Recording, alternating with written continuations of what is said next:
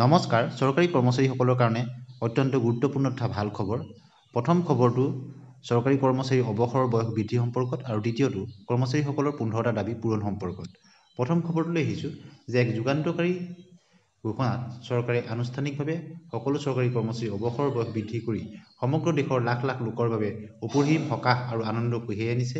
এই সিদ্ধান্তই কৰ্মশক্তিৰ বিৱৰ্তনশীল গতিশীলতাক প্ৰতিফলিত কৰে আৰু বৃদ্ধি পোৱা আয়ুসক সম্বোধন কৰে, যাৰ ফলত অভিজ্ঞ কৰ্মচাৰীসকলে ৰাজহুৱা খণ্ডত অধিক সময় অৰিহণা যোগাব পাৰে। চৰকাৰী কৰ্মচাৰীৰ বাবে এই নতুন নীতিৰ অৰ্থ কি সেই বিষয়ে এক বিস্তৃত দৃষ্টি নিক্ষেপ কৰা হ'ল। শেহতীয়াকৈ দিল্লী উচ্চ ন্যায়ালয়ৰ পৰা কৰ্মচাৰীৰ বয়স 65 বছৰলৈ বৃদ্ধি কৰা সম্পৰ্কত এটা শেহতীয়া খবৰ আহিছে, যিটোত চৰকাৰে ইচ্ছা কৰিলে চৰকাৰী কৰ্মচাৰীৰ বয়স 65 বছৰলৈ বৃদ্ধি কৰিব পাৰে বুলি উল্লেখ কৰা হৈছে।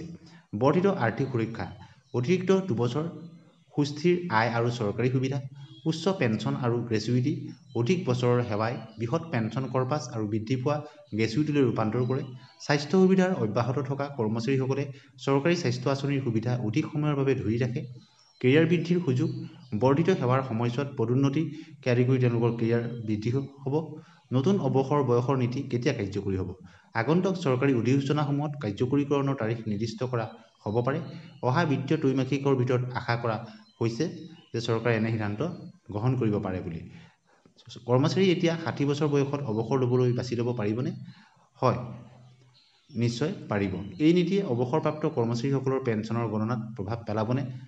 নাই, নতুন নীতি কেৱল বৰ্তমানৰ কৰ্মচাৰীৰ ক্ষেত্ৰতহে প্ৰযোজ্য হ'ব। ইতিমধ্যে অৱসৰপ্ৰাপ্ত ব্যক্তিৰ পেন্সনৰ হিচাপ অপৰিৱৰ্তিত হৈ আছে। সকলো চৰকাৰী কৰ্মচাৰীৰ ক্ষেত্ৰত এই কথা প্ৰযোজ্য হ'ব নেকি? হয়, সম্প্ৰসাৰণ কেন্দ্ৰীয় আৰু ৰাজ্য চৰকাৰৰ খণ্ডসমূহৰ মাজত প্ৰযোজ্য হ'ব যদিও নিৰ্দিষ্ট বিভাগৰ অন্যান্য নিৰ্দেশনা এতিয়ালৈকে প্ৰকাশ পোৱা নাই।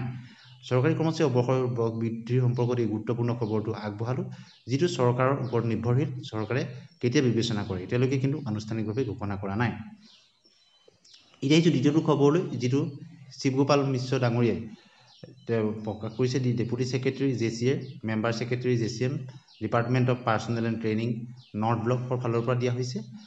আৰু কিছুদিনৰ আগতে কাৰ্মিক বিভাগৰ ফালৰ পৰা NCJCMৰ পৰা পৰামৰ্শ বিচৰা হৈছিল তেওঁলোকৰ ষ্টাফ ছাইডৰ ফালৰ পৰা, আৰু সেই উদ্দেশ্যেই শিৱগোপাল মিশ্ৰ ডাঙৰীয়াই কৰ্মচাৰীসকলৰ 15টা দাবী সম্বলিত এখন পত্ৰ প্ৰেৰণ কৰিছে, য'ত অষ্টম দৰমহা আয়োগৰ ক্ষেত্ৰত কেনেধৰণৰ ব্যৱস্থা ল'ব লাগে তাৰো পৰামৰ্শৱলী দিছে। সকলোখিনি কথা আমি ভিডিঅ'টোত আলোচনা কৰিম, গতিকে আপোনালোকে ভিডিঅ'টো স্কিপ নকৰাকৈ শেষলৈকে চাব। প্ৰথমতে আপোনালোকে স্ক্ৰীণত দেখিছে ৰেফাৰেন্স টু ইউৰ অফিচ লেটাৰ নাম্বাৰ এটা দিছে, আৰু সেই অফিচ লেটাৰখনৰ এগেইনষ্টতে সেইখিনি টাৰ্ম অফ ৰেফাৰেন্স যিখিনি বিচাৰিছিলে অষ্টম দৰমহা আয়োগ গঠন সম্পৰ্কত ফৰ 8 CPC, অৰ্থাৎ অষ্টম দৰমহাৰ কাৰণে টু বি ফৰৱাৰ্ডেড বাই ছেক্ৰেটাৰী ষ্টাফ ছাইড NCJCMৰ ফালৰ পৰা ফৰৱাৰ্ড কৰা হৈছে। প্ৰথম যিটো দাবী, সেই দাবীটো হৈছে to examine the existing structure of pay. বৰ্তমান যিটো ষ্ট্ৰাকচাৰ অফ পে সেইটো এক্সামাইন কৰিব লাগে। এলাউৱেঞ্চেছ এণ্ড আদাৰ বেনিফিটছ, এলাউৱেঞ্চেছ আৰু বেনিফিটখিনি দিব লাগে। ফেচিলিটেট ৰিটায়াৰমেণ্ট বেনিফিটছ লাইক পেঞ্চনৰ ক্ষেত্ৰত, গ্ৰেচুইটিৰ ক্ষেত্ৰত and other terminal benefits etcetera to be followed categories of employees. এইসকল এমপ্লয়ীক সেইখিনি সুবিধা দিব লাগে। Central government employees, industrial and non industrial সেইসকলক দিব লাগে। Personnel belonging to all India services, এই সকলোখিনি কেটেগৰী ইয়াত উল্লেখ কৰা হৈছে। প্ৰথম দাবী আছিলে সেইটো পৰামৰ্শত। দ্বিতীয়টো হ'ল to work out the comprehensive revise pay package for the categories of central government employees mention in above as in 1126। ওপৰত উল্লেখ কৰা মতে এইখিনি কম্প্ৰিহেনচিভ বেচিছ ৰিভাইজ পে যাতে প্ৰদান কৰা হয় এওঁলোকক, ওপৰত উল্লেখ কৰা 1 নম্বৰ পইণ্টত। চি পইণ্টত দিয়া হৈছে the commission will determine the pay structure, benefits, facilities, retirement benefits, welfare matters etcetera taking in the account to provide the minimum wage as, এটা মিনিমাম ৱেজৰ কথা উল্লেখ কৰা হৈছে। Decent and dignified living wage, যাতে ডিচেণ্ট আৰু dignified living wage হয় তাৰ কাৰণে চৰকাৰী কৰ্মচাৰী যাতে ন্যূনতম দৰমহা বৃদ্ধি কৰা হয়।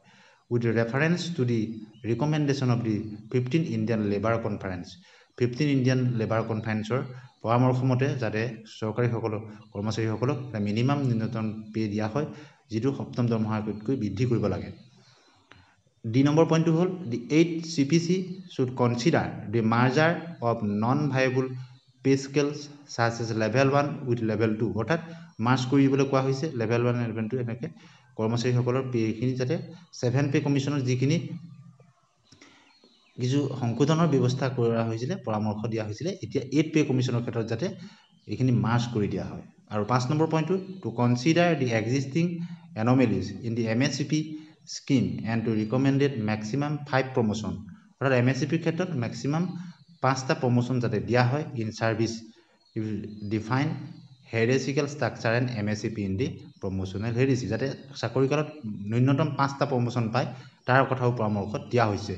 To determine the interim relief to be sanctioned immediately to the central government employees as persons mentioned in A, এইখিনি কোৱা হৈছে relief to sanction immediate, এইখিনি কোৱা হৈছে to determine the percentage of dearness allowance, dearness relief immediately to be the merged with pay and pension, এইখিনি percentage of dearness allowance, dearness relief immediately যাতে pension আৰু pay লগত merge কৰি দিয়া হয় অষ্টম দৰমহা গঠনৰ পিছতে, সেইখিনি কথা উল্লেখ কৰা হৈছে। 8 নম্বৰ পইণ্টটো দিছে to settle the various 7 CPC এনমেলিজ, অৰ্থাৎ কিছুমান এনমেলি আছিলে NCGCMৰ মিটিঙত যিখিনি উল্লেখ কৰা হৈছে, যিখিনি সংশোধন কৰাৰ প্ৰয়োজন সেইখিনি যাতে কৰা হয়। পিছৰ পইণ্টটো চাওক the work out the improvements needed to be the existing retirement benefits like pension, retirement benefit যাতে কৰ্মচাৰীয়ে পায়, pension, death cum retirement gratuity যাতে, family pension, restoration of commuted pension of pension period after 12 years, যাতে কমুটেশ্যনৰ যিটো period এতিয়া 15 বছৰ হৈ আছে যাক 12 বছৰলৈ যাতে কমাই অনা হয়। Implementation of parliamentary standing committee recommendation for enhancing, এই পাৰ্লিয়ামেণ্টেৰী ষ্টেণ্ডিং কমিটিৰ পৰামৰ্শখিনি যাতে কাৰ্যকৰী কৰা হয়।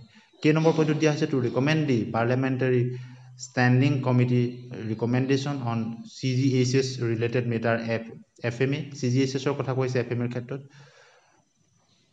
L নম্বৰ পইণ্টত কোৱা হৈছে to preview and recommend the children education allowance and hostel subsidy up to the post graduate level, যাতে পোষ্ট গ্ৰেজুৱেট লেভেললৈকে চিলড্ৰেন শিশুৰ ল'ৰা ছোৱালী পঢ়া শুনাৰ এলাৱেন্স দিব লাগে আৰু হোষ্টেল ছাবচিডিও যাতে প্ৰদান কৰা হয় পোষ্ট গ্ৰেজুৱেট লেভেললৈকে, মাষ্টাৰ্ছ ডিগ্ৰী লেভেললৈকে।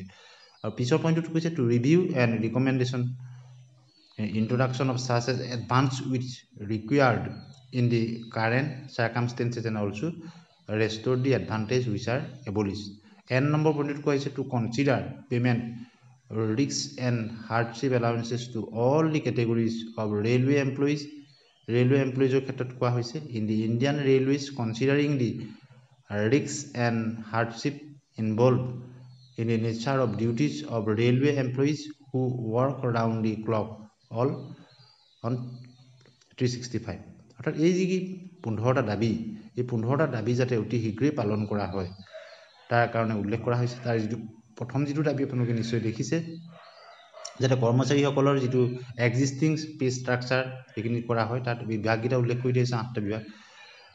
এনেদৰে 15টা দাবী সম্বলিত এইখন পত্ৰ NCGCMৰ ফালৰ পৰা দিয়া হৈছে। কাৰ্মিক বিভাগৰ ফালৰ পৰা অফিচিয়েলি তেওঁলোকক বিচৰা হৈছিলে আৰু এই 15টা দাবী সম্বলিত এইখন পত্ৰ দিয়া হৈছে।